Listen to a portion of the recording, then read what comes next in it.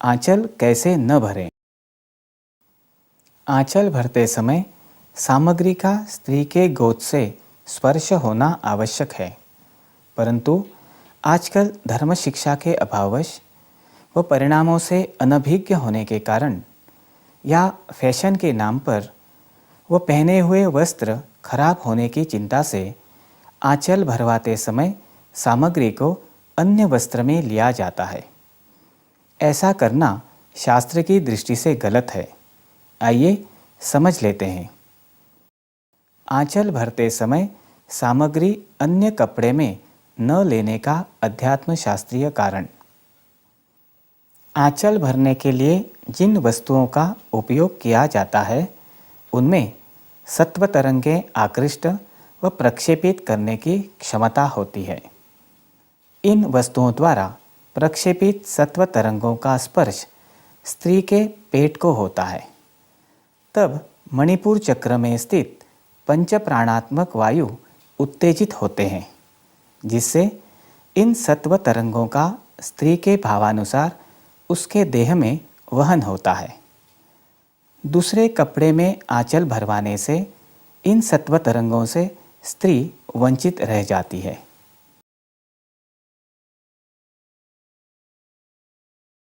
महिला में भावना का वलय निर्माण होता है।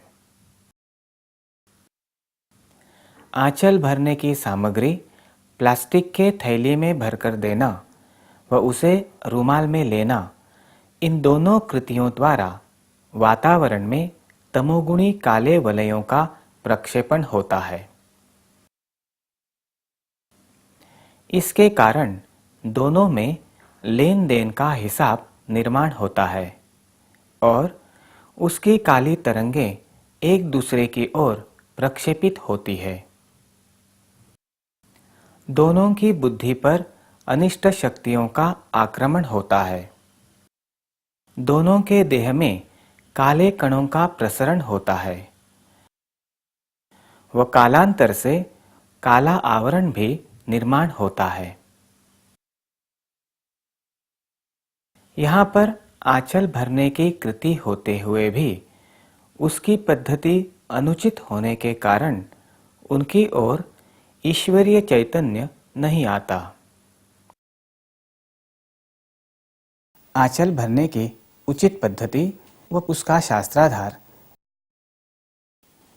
जिसका आंचल भरना है उस सुहागिन को आदर सहित बैठने के लिए आसन दें। उसे हल्दी व कुमकुम लगाएं।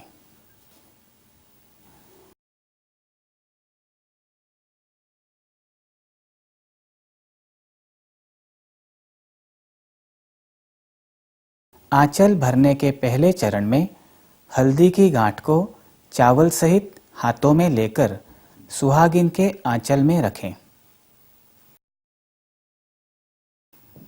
हल्दी की गांठ में ब्रह्मांड में विद्यमान इच्छा तरंगें आकृष्ट करने की क्षमता होती है। इससे जीव की मनस्शक्ति जागृत होती है।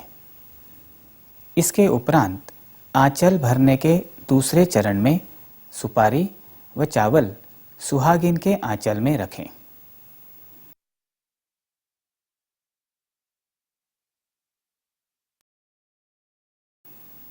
सुपारी में ब्रह्मांड में विद्यमान क्रिया तरंगें आकृष्ट करने की क्षमता होती है।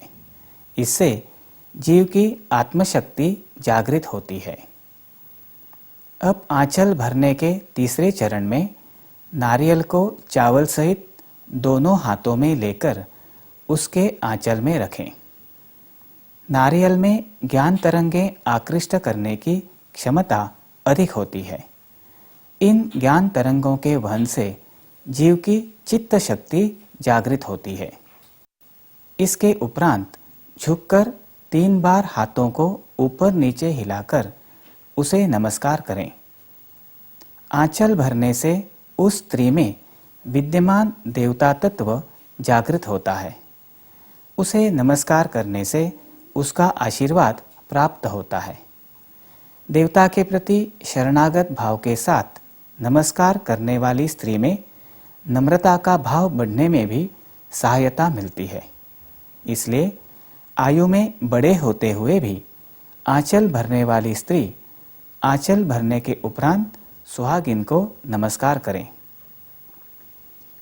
अब उसे पीने के लिए यथा क्षमता शक्कर मिलाकर अमृत समान गुनगुना दूध दें।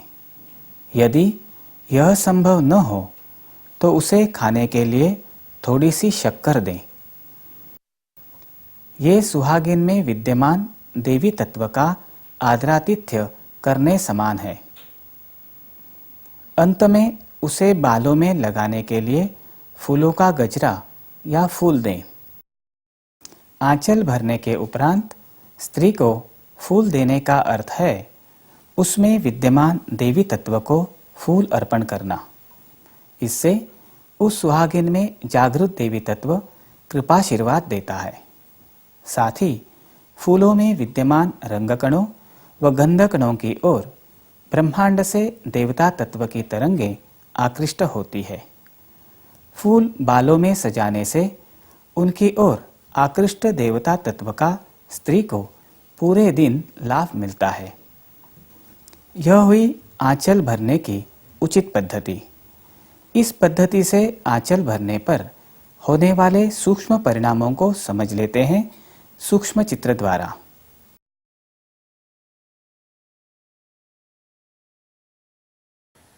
आंचल भरने वाली स्त्री में भाव का गोला निर्माण होता है।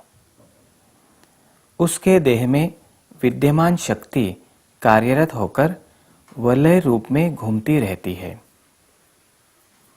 इस कार्यरत शक्ति का प्रवाह आंचल भरने वाली स्त्री की ओर प्रक्षेपित होता है। आंचल भरने वाली स्त्री के हाथों द्वारा आंचल भरने की सामग्री में शक्ति की तरंगें प्रविष्ट होती है।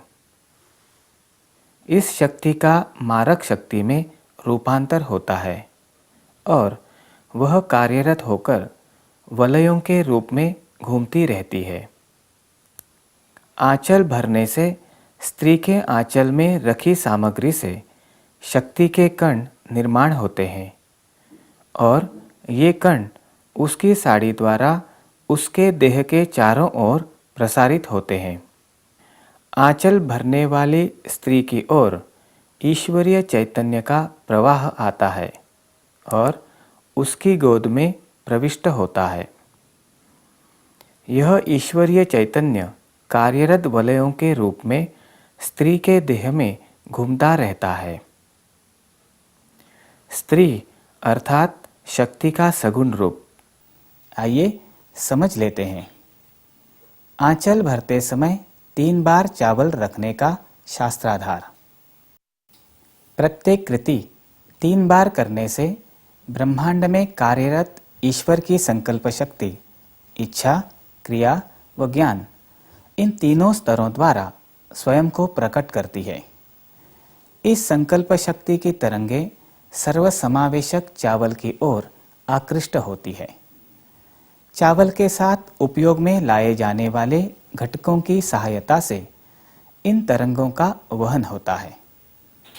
जिस स्त्री की आंचल भराई हो रही है उस स्त्री को विशिष्ट स्तर पर इन विशिष्ट तरंगों का लाभ मिलता है और उसमें विद्यमान देवत्व जागृत होता है।